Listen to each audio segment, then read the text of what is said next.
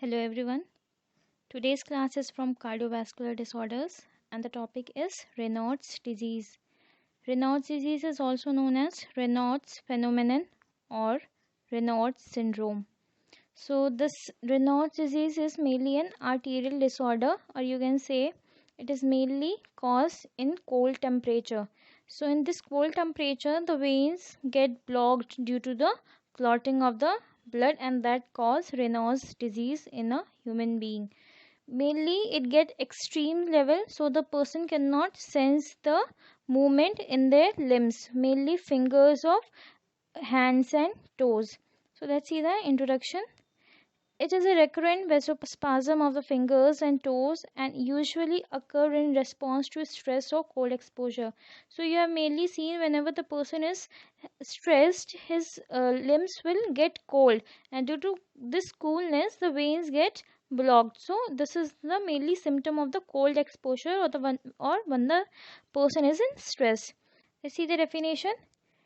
It is the disorder affecting the blood vessels of the fingers and toe which become abnormally constricted. It causes decreased blood flow to the fingers and toes and rarely affecting the blood vessels of nose, ears, lips and nipple.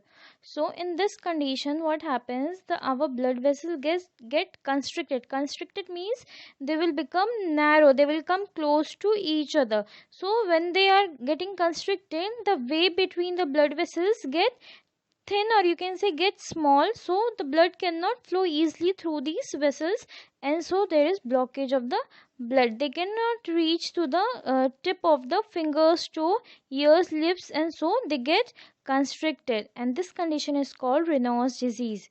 Now we'll see the types. There are two types: primary Raynaud's disease and secondary Raynaud's disease.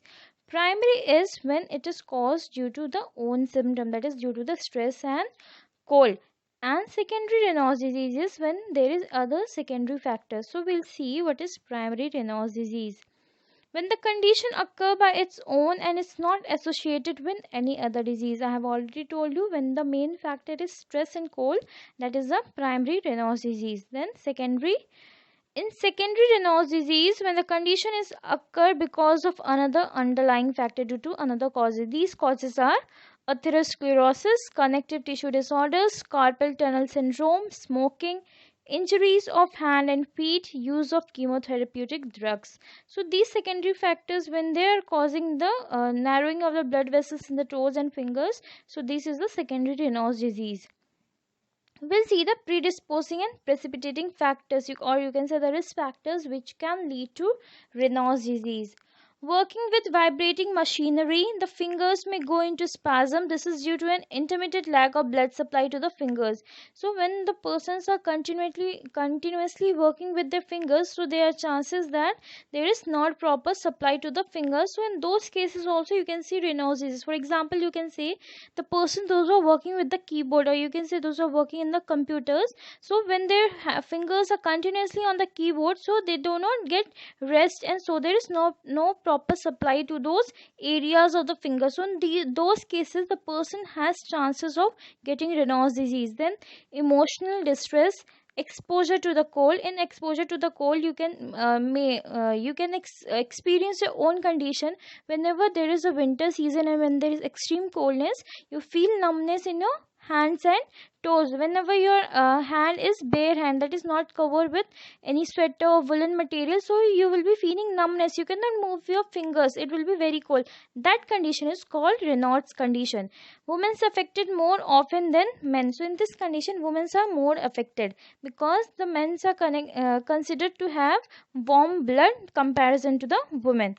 Then we'll see exposure to chemicals such as PVC, silica. So due to these chemicals also. Then smoking, autoimmune disorders. So these are certain predisposing factors that leads to Raynaud's disease. Then we'll see the signs and symptoms, what you can notice in the patient, or how you can identify that it is a Raynaud's condition. The attack can affect the fingers and toes and rarely the nose, ears or lips. The affected body parts will usually have two or more of the following changes, that is, look pale due to lack of blood flow, look bluish due to lack of oxygen, that is cyanosis, then feel numb, cold or painful, redden as blood returns to affected area. So these are the signs and symptoms. Mainly in normal terms, you will say whenever there is no proper blood supply, you will be getting numbness in that area. That is no sensation you can feel. Then that area will start looking pale, or you can say yellowish in color. Then there will be in excessive case, that is in severe case, it may cause cyanosis, and then you can feel the pain. So these are the signs and symptoms you can notice in the patient. Then we'll go for the diagnosis. So in diagnosis, we'll have a history collection. In history collection, we'll try to know about the history of injury of history of injury of frostbite. Then occupational history, that whether he's what kind of job he's doing, if he's having any jackhammers, industrial work, working with the chemicals, that all history you have to collect from the patient. Then you will be knowing about any autoimmune disorders. Then we'll go for the physical examination. In physical examination, mainly we observe the color changes in the patient extremities, mainly in the fingers and toes. Then we'll go for the cold stimulation test. Cold stimulation test will show the symptoms in your toes or finger. In this test, the affected area is briefly exposed to cold, usually in ice water.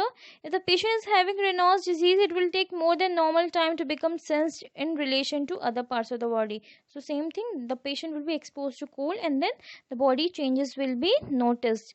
Then we'll go for the nail fold capillaroscopy. So this is mainly done in physical examination. The patient's blood capillary refill is checked. In this test, the doctor will put a drop of oil in the skin at base of fingernail and then look at it under a microscope, so that the doctor can observe the narrowing of the arteries. So your arteries are how much thin, it will be noticed by this nail fold capillaroscopy.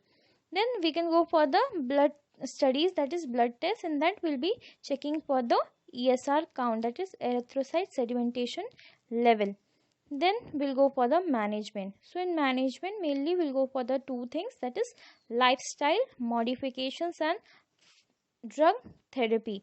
So in this lifestyle modification, mainly will advise the patient to avoid smoking if he has habit of smoking.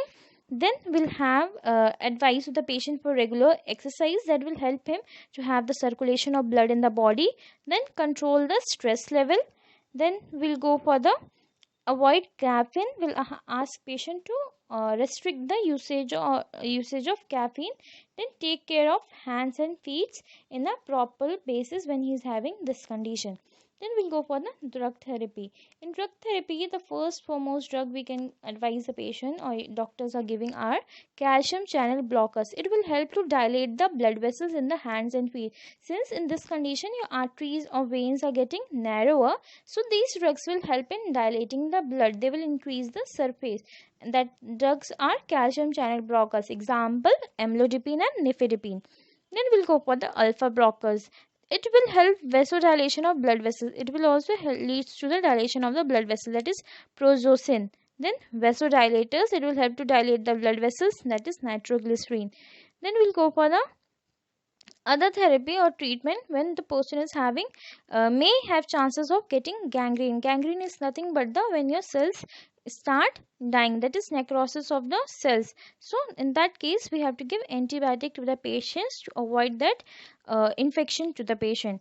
Then we'll go for the nursing management. Nursing management, we have to give a proper care to the patient, including the care of the patient in the hospital plus the home care he can take. So we have to advise the patient for the proper health education, in which we will be telling him about the condition, diet and lifestyle modifications.